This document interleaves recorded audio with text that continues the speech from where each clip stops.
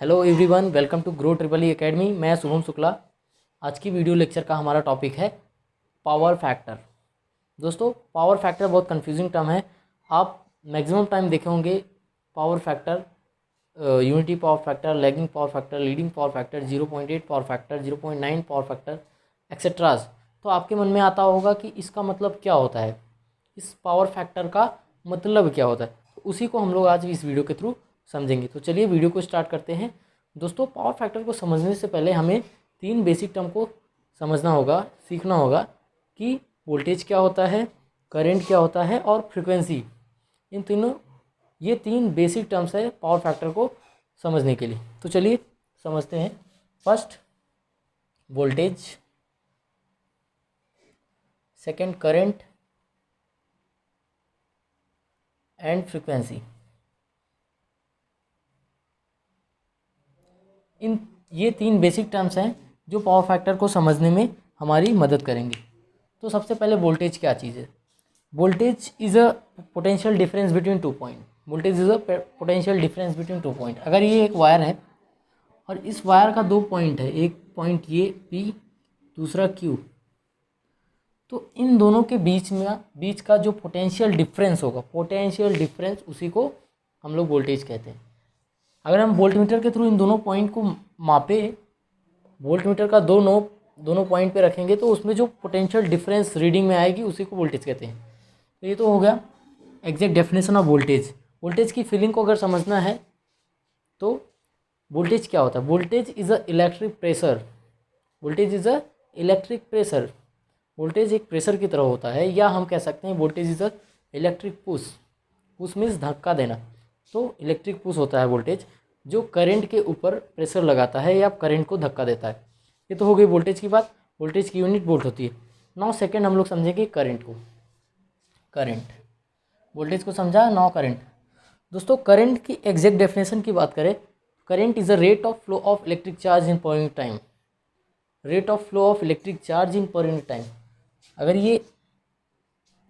ये वायर है, ठीक है, तो इस वायर में एक पर्टिकुलर एरिया के अक्रॉस कितने number of electrons per unit time में फ्लो हुए हैं, उसको हम लोग इलेक्ट्रिक चार्ज मीन्स कितने इलेक्ट्रॉन पर यूनिट टाइम में फ्लो हुए, तो उसके अपोजिट चार्ज फ्लो होता है। तो पर यूनिट टाइम में कितने चार्ज फ्लो हुए उसी को करंट कहते हैं। और करंट को समझने के लिए फॉर एग्जांपल चार पांच आदमी लाइन से खड़े हैं। 5 पीपुल्स आर स्टैंडिंग इन अ रो, और हम लोग पीछे से किसी एक आदमी को धक्का दे रहे हैं, पुश कर रहे हैं एक आदमी को, और धक्का देते ही आदमी मूव करना स्टार्ट कर दे रहे। तो हमारे धक्का देने से आदमी मूव कर रहे हैं। जो हम यहाँ पे धक्का लगा रहे हैं वो एज अ इलेक्ट्रिक प्रेशर है, ठीक है। आप दोनों के बीच का अंतर समझिए। वहाँ पे मैकेनिकल फोर्स लगा रहे हैं, बट उसी को एज अ हम लोग इलेक्ट्रिक प्रेशर अगर माने तो वोल्टेज एज एक इलेक्ट्रिक प्रेशर की तरह होता है, और धक्का देते ही इंसान मूव कर रहे हैं। इंसान के मूवमेंट को हम लोग एज अ अगर इलेक्ट्रिक करंट मान के चले तो इलेक्ट्रिक वोल्टेज प्रेशर लगा रहा है। इलेक्ट्रिक वोल्टेज के प्रेशर की वजह से करंट का मूवमेंट हो रहा है। तो आप करंट और वोल्टेज को समझ पा रहे होंगे, अभी अच्छे से देख पा रहे हो। Now what is frequency. Frequency दोस्तों, हमारे यहाँ 50 हर्ट्ज की फ्रीक्वेंसी यूज़ होती है। हमें गवर्नमेंट जो सप्लाई देती है उसकी फ्रीक्वेंसी 50 हर्ट्ज होती है। 50 हर्ट्ज ही अलाउ होता है हमारे इंडिया में। अगर अदर कंट्रीज़ की बात करें तो कहीं कहीं पे 60 हर्ट्ज भी यूज़ होता है, जैसे USA हो गया, और भी अदर कंट्रीज़ है जहाँ पे 60 हर्ट्ज की सप्लाई यूज़ होती है। तो हमारे यहाँ पे 50 हर्ट्ज की सब। नाउ 50 हर्ट्ज क्या है। 50 हर्ट्ज को समझने के लिए हम लोग एक सर्किट ड्रॉ कर रहे हैं। इस सर्किट में एक इलेक्ट्रिक बल्ब कनेक्टेड है, 100 वाट का बल्ब, जो पीले कलर का जलता है। इस बल्ब के अक्रॉस हम लोग ये 50 हर्ट्ज की वोल्टेज सोर्स कनेक्ट किए। 50 hertz voltage. Now 50 hertz voltage connect करते ही ये ग्लो करना स्टार्ट होगी। तो 50 हर्ट्ज का मतलब क्या हुआ। 50 हर्ट्ज फ्रीक्वेंसी का मतलब है कि एक सेकेंड में ये जो बल्ब ग्लो कर रही है वो एक सेकेंड में 50 टाइम्स ऑन हो रही है एंड 50 टाइम्स ऑफ हो रही है। 50 times on and 50 times of. तो एक सेकंड में 50 बार बंद होगी बल्ब, 50 बार जलेगी। तो ये इनका रेट इतना फास्ट होगा, इतने फास्ट ऑन ऑफ इतना फास्ट होगा कि हमें बल्ब एज अ ग्लो दिखाई देता है। अगर हम लोग को ऑन ऑफ होते हुए देखना है तो हमें फ्रीक्वेंसी को रिड्यूस करना पड़ेगा, और फ्रीक्वेंसी को रिड्यूस करने के लिए हम लोग एक डिवाइस, फ्रीक्वेंसी को वेरी करने के लिए हम लोग एक डिवाइस यूज़ करते हैं, VFD device, variable frequency device.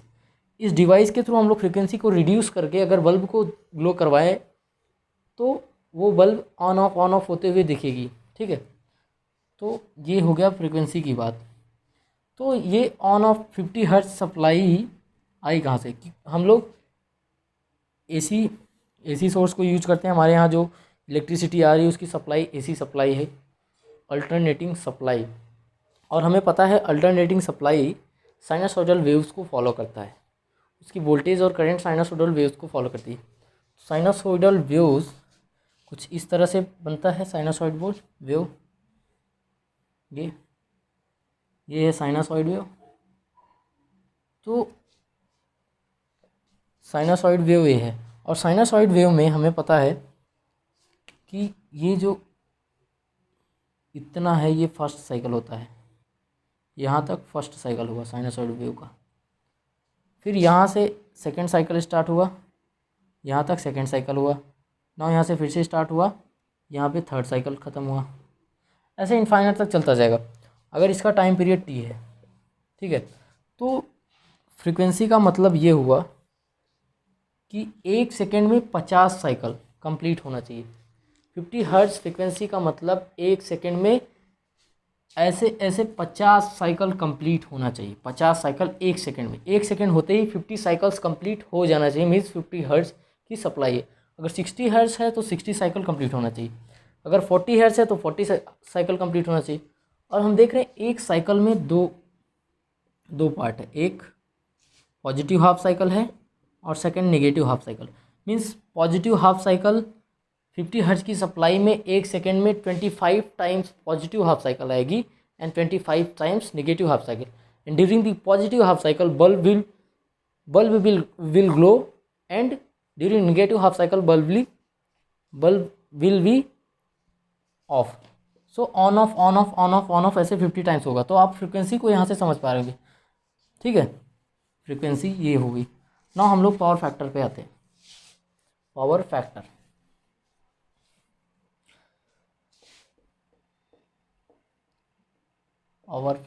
हमने अभी तक सीखा वोल्टेज, करंट एंड फ्रीक्वेंसी। ना हमें पावर फैक्टर को समझना है। दोस्तों, पावर फैक्टर को समझने के लिए हम लोग 3 केस लेंगे, जिसमें तीनों केस में अलग अलग सर्किट ड्रॉ करेंगे। केस फर्स्ट में हम लोग एक रजिस्टिव सर्किट ले रहे हैं। प्योर रजिस्टिव लोड लगा है एक एसी सोर्स के थ्रू।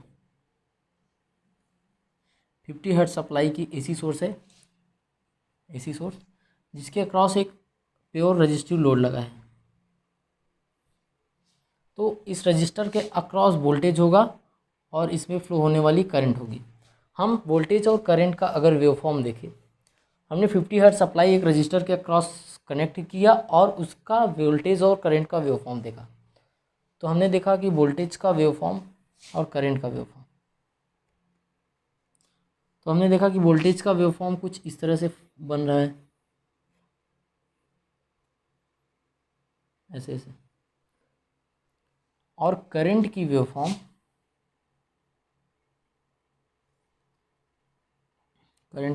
कुछ इस तरह से बन रही थी।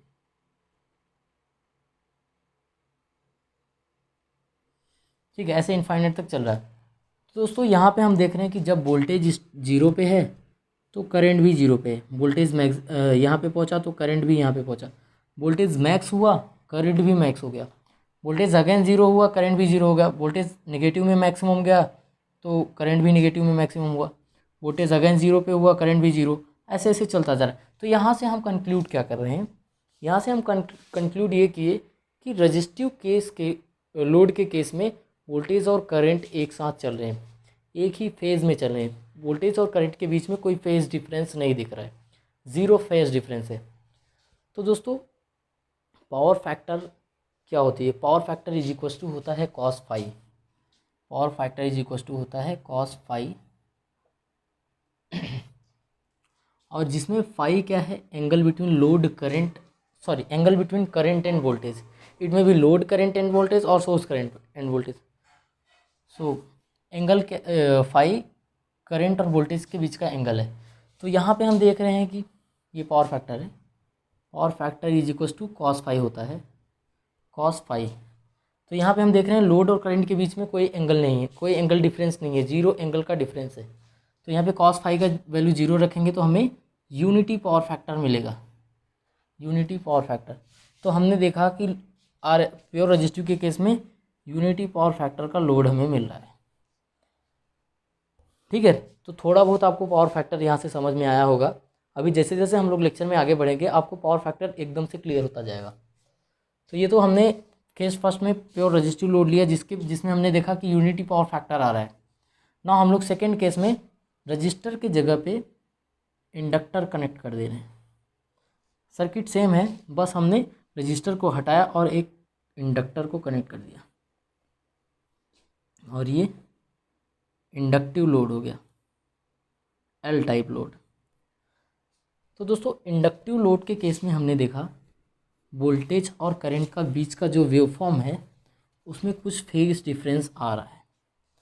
हमने जब वोल्टेज का वेवफॉर्म ड्रॉ किया या हमने किसी वेवफॉर्म एनालाइजर डिवाइस के थ्रू हमने वेवफॉर्म को देखा तो वोल्टेज का वेवफॉर्म तो ऐसे था,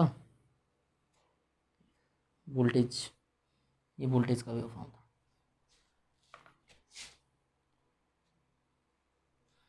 और जो करंट का वेवफॉर्म थी वो यहाँ से स्टार्ट हो रही थी, यहाँ से स्टार्ट हुई, ऐसे ऐसे इनफाइनाइट तक गई। तो हम लोग देख रहे हैं कि जब वोल्टेज जीरो था तो करंट स्टार्ट ही नहीं हुआ था, वोल्टेज यहाँ पे पहुँचा फिर भी करंट नहीं स्टार्ट हुआ।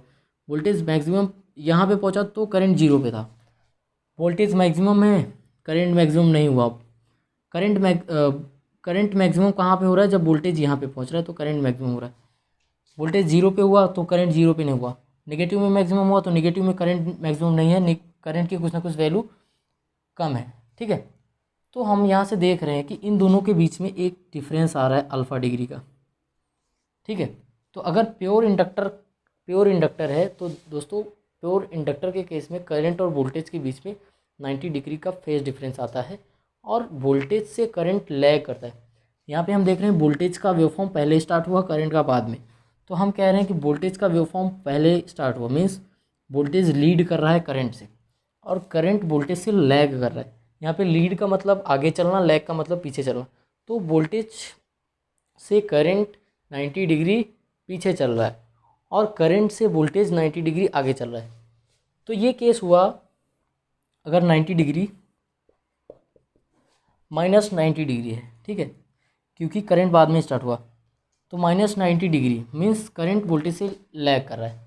तो अगर हम फाई की जगह, इस थीटा की जगह पे माइनस 90 डिग्री अगर रख देंगे तो हमें 0 मिलेगा। ठीक है, तो ये लैगिंग पावर फैक्टर का केस है, यहाँ पे हमें लैगिंग पावर फैक्टर मिलेगा, लैगिंग पावर फैक्टर।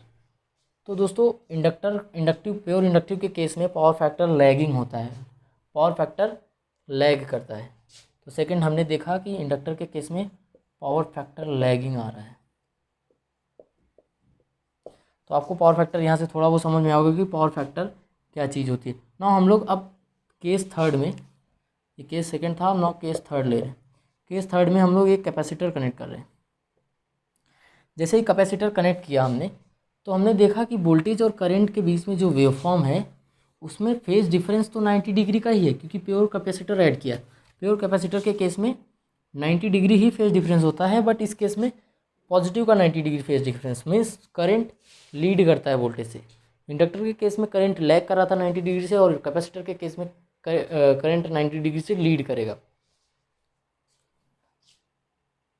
तो इस केस में अगर हम वोल्टेज का वेवफॉर्म ड्रॉ किए तो ये अगर वोल्टेज का वेवफॉर्म था तो हमने देखा कि करंट 90 डिग्री पहले ही स्टार्ट हो गया, करंट यहाँ से स्टार्ट हो गया।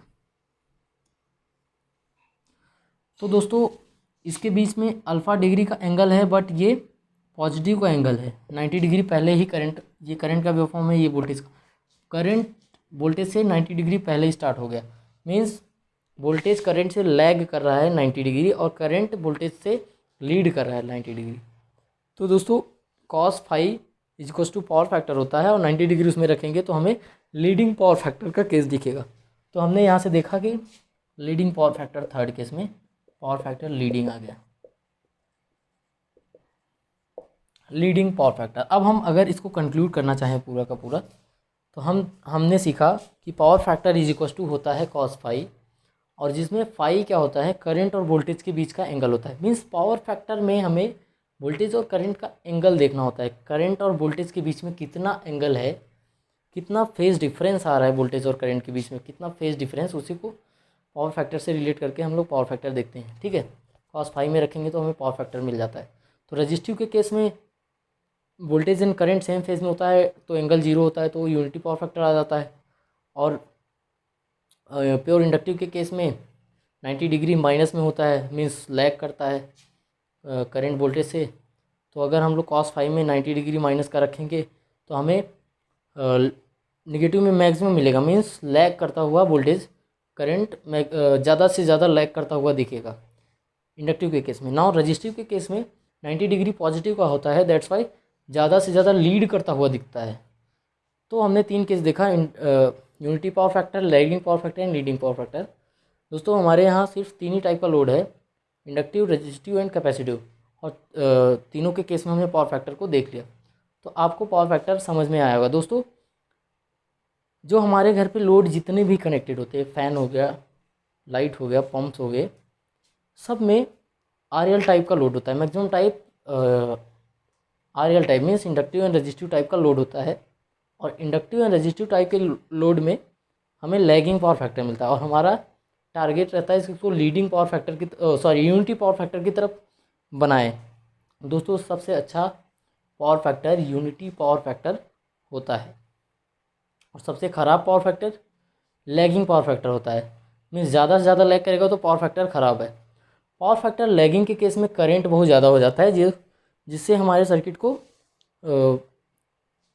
हानि पहुंचती है। ठीक है, और लीडिंग पावर फैक्टर के केस में वोल्टेज ज़्यादा हो जाता है।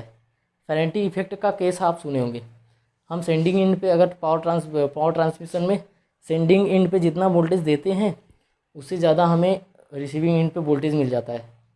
तो ये लीडिंग पावर फैक्टर का ही केस होता है, कैपेसिटर की वजह से होता है ऐसा। तो दोस्तों आपको पावर फैक्टर यहाँ से अच्छे से समझ में आ गया होगा। Thank you.